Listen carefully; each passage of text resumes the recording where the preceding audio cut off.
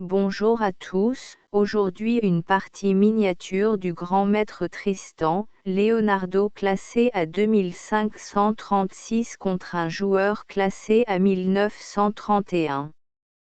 D4. Cavalier F6, fou G5 qui caractérise l'attaque Trompowsky, qui n'a d'attaque que son nom, comme la sicilienne dragon qui n'a jamais craché la moindre flamme. La menace est ici de prendre le cavalier, et de fragiliser la structure de pion. Cavalier E4, la réponse principale à cette ouverture. On déconseille à l'ouverture de jouer 2 fois la même pièce, mais chaque règle a son exception. Et ceci est une exception. Oui, le cavalier s'est déplacé 2 fois d'affilée, mais étant donné qu'il attaque une pièce en prise, il n'y a pas de perte de temps. Fou F4, le grand maître a vu que son fou était attaqué. En effet, si le fou restait en G5, le menace noir était de jouer cavalier prend fou.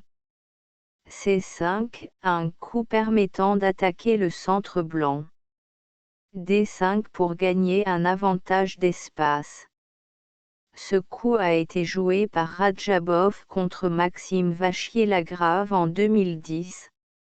Mais le grand maître Leonardo a choisi le coup F3, qui est la continuation majoritaire dans cette ouverture. Cavalier F6, pion D prend C5, les blancs ont un pion de plus mais l'ordinateur confirme que c'est une option jouable pour les noirs. Cavalier C6 joué dans la partie, ce n'était pas le plus précis. Voyons d'abord pourquoi les noirs ne récupèrent pas immédiatement le pion C5 en jouant dame à 5 échecs, dame D2, dame prend C5, cavalier C3, les noirs ne peuvent pas jouer D5 à cause de grand roc qui attaque 3 fois le pion D5, par la dame, par la tour, par le cavalier. Les noirs défendent 2 fois, par la dame, par le cavalier. Imaginons que les noirs défendent une 3e fois par le pion E6. Voyez-vous comment les blancs peuvent attaquer une 4e fois le pion? Si vous voulez chercher, je vous laisse mettre sur pause, sinon je donne la réponse dans 4, 3, 2, 1, 0 3 quarts, 0 2 quarts, 0 1 quart, 0. La solution est de jouer E4. Les noirs ne peuvent défendre une 4e fois ce pion, et malheureusement pour eux ils ne peuvent pas jouer pion D prend E4 à cause de dame en D8 échec et mat. Revenons avant dame à 5 échecs, l'ordinateur conseille ce coup de pion en E6, fou D6 coup logique pour garder le pion C5, B6 le meilleur coup de l'ordinateur, fou prend F8, tour prend F8, pion C prend B6 dans cette ligne, les noirs ont perdu le droit au petit roc, et après dame prend B6 ils ont un pion de moins, B3 les noirs ont un pion de moins, 6 contre 7. Les noirs devront donc prouver les compensations dynamiques sinon l'avantage du pion de plus sera suffisant aux blancs pour gagner en finale. Cavalier C6 le coup de la partie, E4 suite logique au coup F3 pour occuper le centre, dame à 5 échecs, dame D2, dame prend C5 les noirs ont récupéré leur pion de moins, cavalier C3 les blancs empêchent ainsi la poussée libératrice D5, car sur E prend D5, cavalier B4, il y aurait simplement grand roc, le pion D5 serait défendu 3 fois par les blancs, et les noirs ne peuvent pas attaquer une 4e fois ce pion, les noirs auraient pu essayer un coup malin comme E5. Profitant du fait que l'effet psychologique de la prise en passant aux échecs. La prise en passant est un coup que l'on fait tellement rarement aux échecs, que quand on voit qu'on peut la faire on ne résiste pas à cette envie. En oubliant évidemment que la prise en passant est un coup comme un autre. désolé d'avance à ceux qui connaissent la prise en passant. Pour l'expliquer simplement, il faut considérer qu'avant d'avancer de 2 cases, le pion passe d'abord par la première case, et donc que c'est au moment de passer par la première case qu'il se fait prendre. Sur E5, les blancs sont complètement gagnants, mais s'ils jouent la prise en passant, alors soudain c'est plus si clair. Les noirs ont un pion de moins mais de l'activité avec leurs pièces. Dans la partie, les noirs n'ont pas joué D5 avec l'idée du piège de la prise en passant que je vous ai montré, mais ils ont joué A6 la faute décisive. À condition évidemment que les blancs voient le seul chemin amenant au gain. Mais vous imaginez bien que contre un grand maître ce sera facile de voir que A6 est une erreur. En jouant A6, les noirs ont maintenant un trou en B6. Avant de voir précisément en quoi ce trou est problématique, nous allons voir le meilleur coup des noirs qui était D6 pour résister davantage.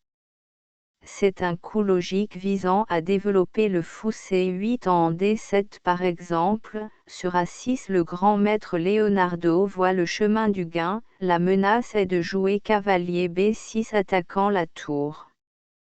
Avec le fou en F4, la tour ne peut pas aller en B8 pour défendre le fou. En effet, si la tour va en B8, alors le fou pourra prendre la tour. Vous allez peut-être me dire que pour l'instant la dame peut rester défendre la case B6, par exemple en jouant dame A7, alors regardons ce coup. Effectivement en A7, le cavalier ne peut pas aller en B6 mais on peut l'y aider en jouant fou E3. On ne peut pas jouer B6 à cause de cavalier prend B6, dame prend B6 et fou prend dame. La dame est donc obligée de venir en B8, cavalier B6, tour A7 pour défendre la tour qui était menacée par le cavalier. Mais il y a un autre problème, cavalier prend fou, dame prend cavalier, fou prend tour, cavalier prend fou. Si vous mettez sur pause, vous verrez que les blancs ont ici plus de matériel. On a donc vu que dame A7 était impossible, voyons ce qui se passe sur dame H5. Cavalier B6. Le problème est le même pour les noirs. Les noirs ne peuvent pas défendre leur tour en B8 à cause de fou prend tour. Ils ne peuvent pas la mettre en A7 à cause de cavalier prend fou. E5 pour les noirs permet de perdre uniquement une tour contre un fou.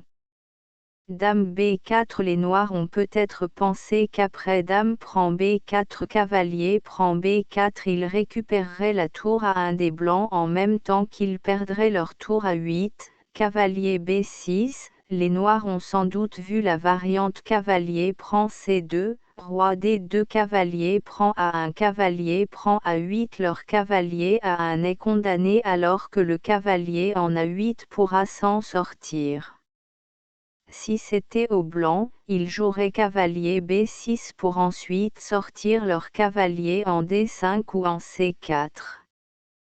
Si les noirs jouent B5 pour empêcher le cavalier de repartir en C4, alors ils peuvent jouer cavalier C7 échec au roi puis cavalier D5, cavalier prend D5 pion E prend D5. L'égalité matérielle est pour l'instant intacte, mais les noirs ne pourront empêcher roi C1, roi B1 et roi A1 qui leur permettra de gagner une pièce.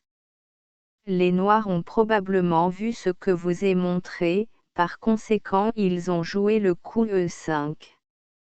À noter que l'ordinateur considérait G5 comme plus résistant, mais ça n'aurait pas changé le résultat de la partie, fou prend E5, D6.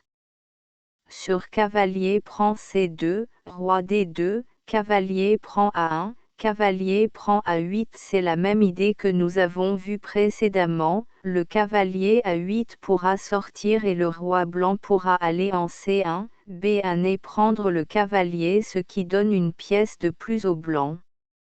Le grand maître pouvait aussi jouer fou prend f6 qui était gagnant, mais le choix de fou c3 est également compréhensible pour ne pas jouer avec un déséquilibre matériel de cavalier contre fou.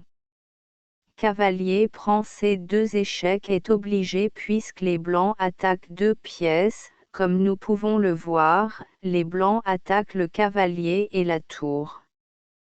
Cavalier prend c2 est le seul coup qui ne perd temporairement aucune pièce, roi d2, cavalier prend a1, cavalier prend a8, roi d7, cavalier b6 échec le cavalier blanc s'échappe, on ne pourra pas en dire autant du cavalier a1. Roi c6 je pense que c'est une erreur de retransmission du coup, et que les noirs ont plutôt joué roi c7 qui ne change pas la partie, après cavalier prend c8 et les noirs ne pourront pas éviter roi c1, roi b1 et roi prend cavalier. Les noirs ont abandonné après cavalier prend fou, voyant qu'ils perdraient leur cavalier en a1 et auraient donc une pièce en moins. Voilà donc ce qu'est une partie miniature, une partie qui se termine en moins de 25 coups.